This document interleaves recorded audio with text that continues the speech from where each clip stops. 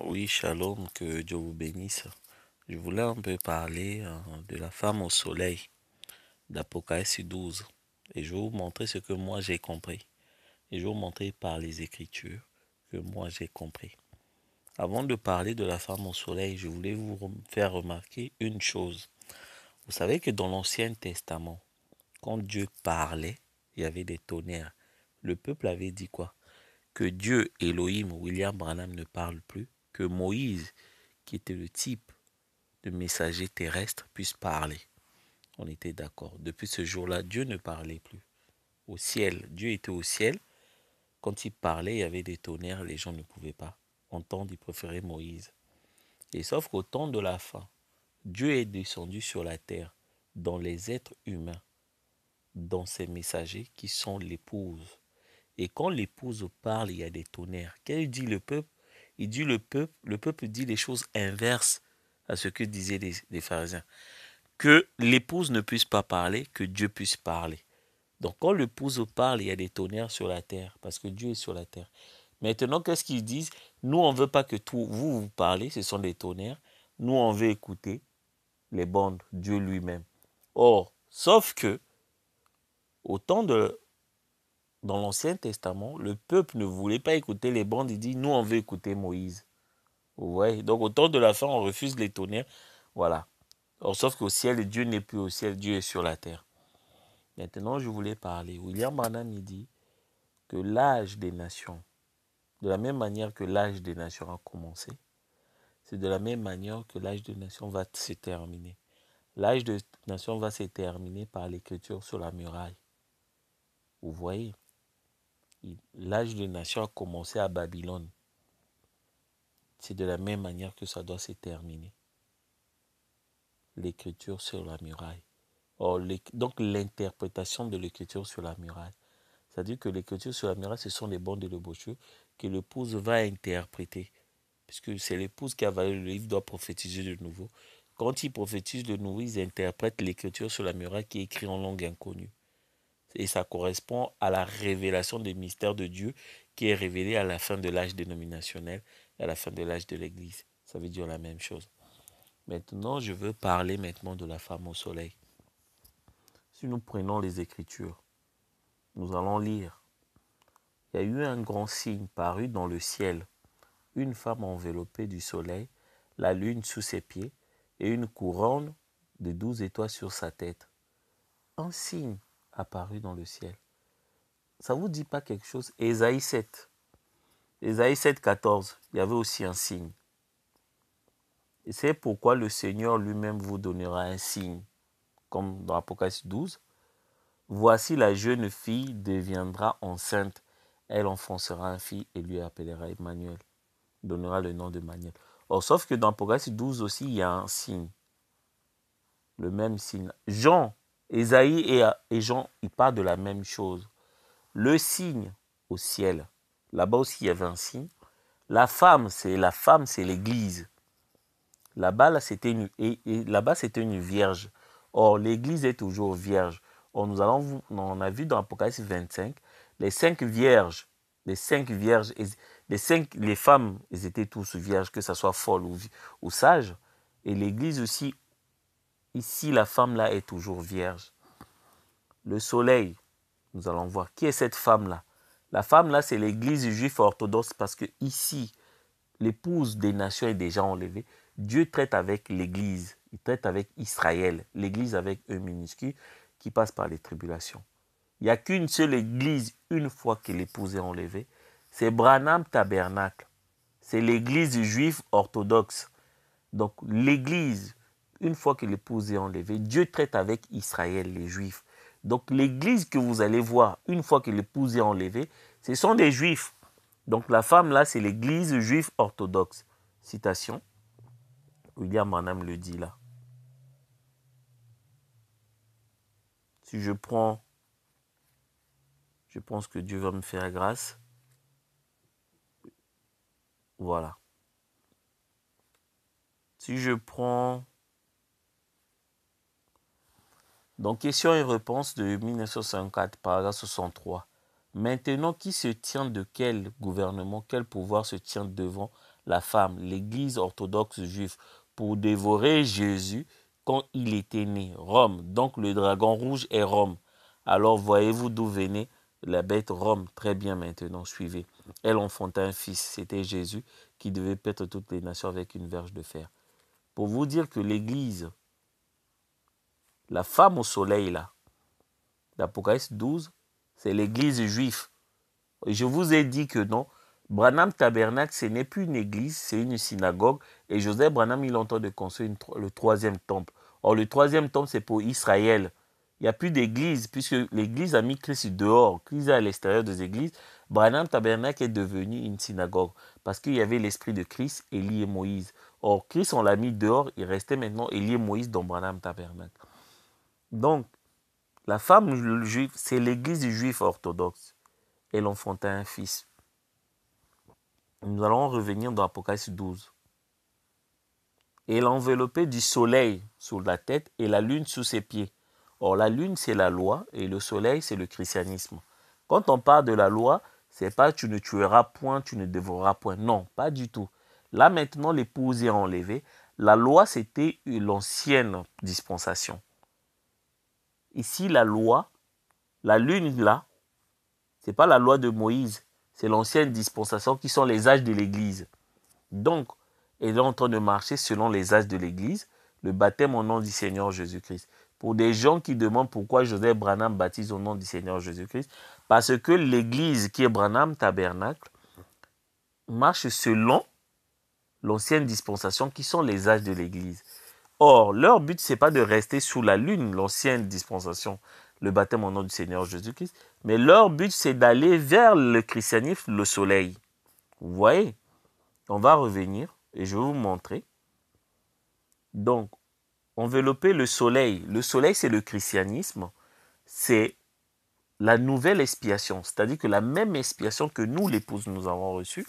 Et la lune, c'est la loi. C'est l'ancienne dispensation auquel ils sont en train de marcher. Ils baptisent tout au nom du Seigneur Jésus-Christ. Ils font tout au nom du Seigneur Jésus-Christ pour accomplir les Écritures.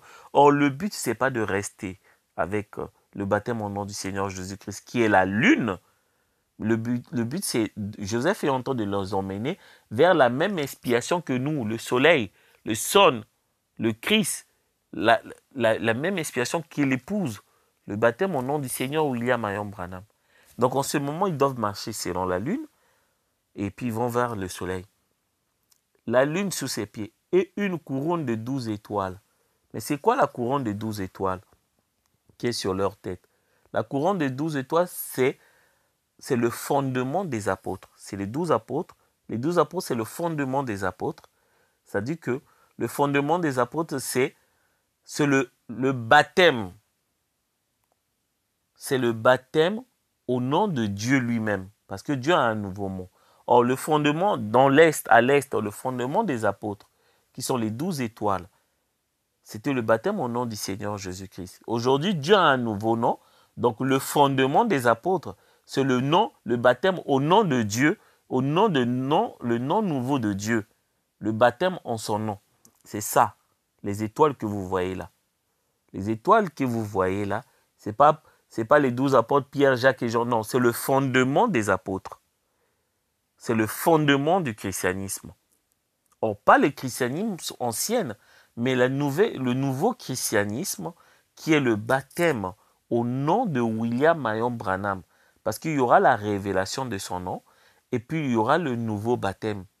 Parce que les fondements des apôtres est basé sur Acte 2, 38.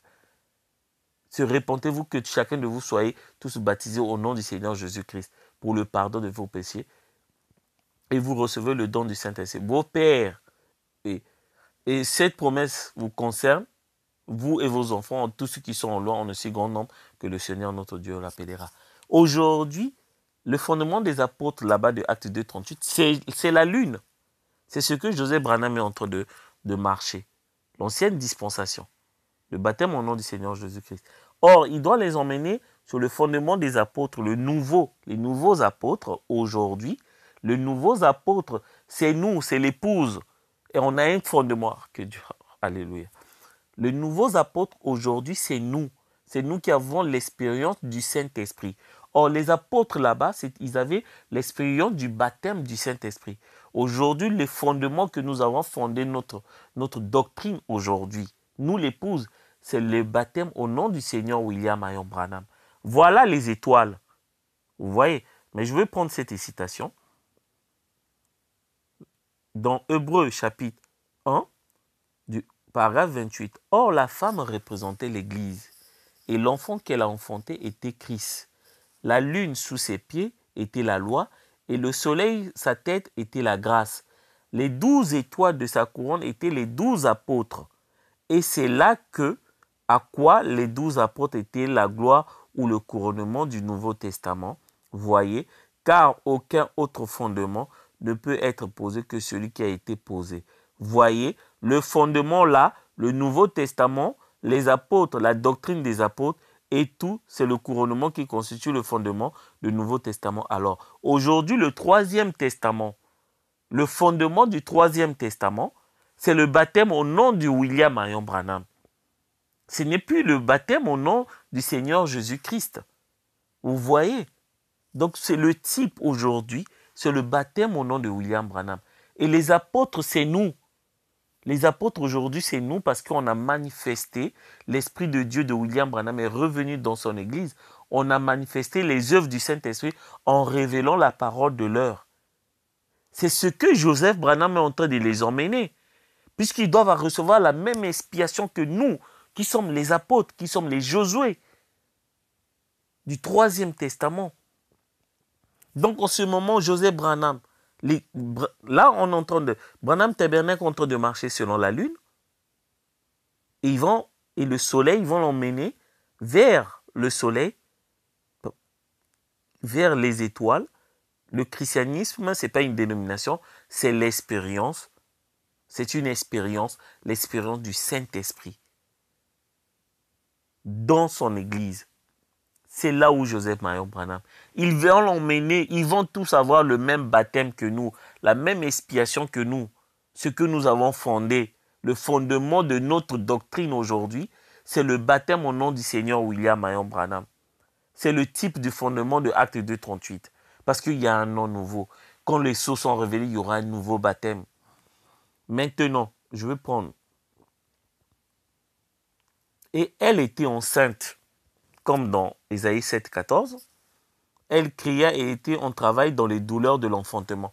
Quand vous entendez les douleurs de l'enfantement, c'est que c'est la venue d'un prophète. William Branham le dit ici. Les douleurs de l'enfantement annoncent la venue d'un prophète. Je vais prendre ça ici. Si je prends, que dites-vous que c'est?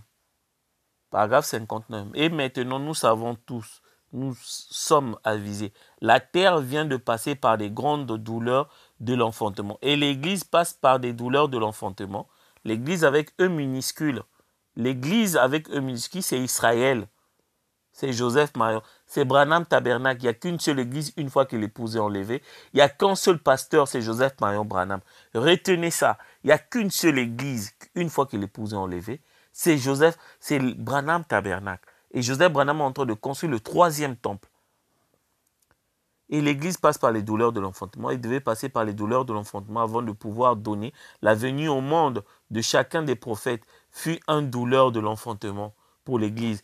Le monde est passé par la Première Guerre mondiale, la Deuxième Guerre mondiale, et maintenant, elle est prête à la Troisième Guerre mondiale. Elle est à nouveau dans les douleurs de l'enfantement, mais il n'y a qu'une chose qui puisse emmener la paix, c'est Christ.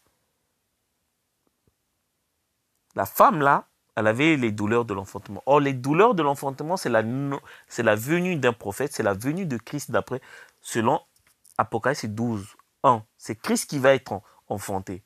Et la femme là, l'église là, va enfanter Christ. On va continuer Apocalypse 12. Et elle enfanta un fils, Apocalypse 12, 5, et doit paître les nations avec une verge de fer.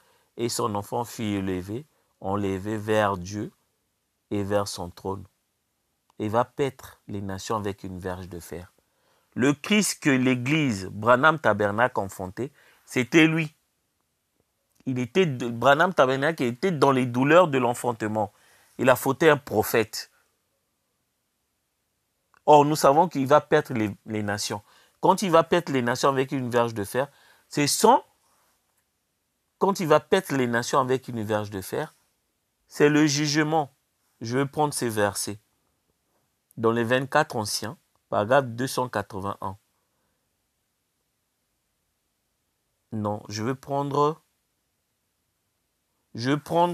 questions et réponses de 1964, paragraphe 324.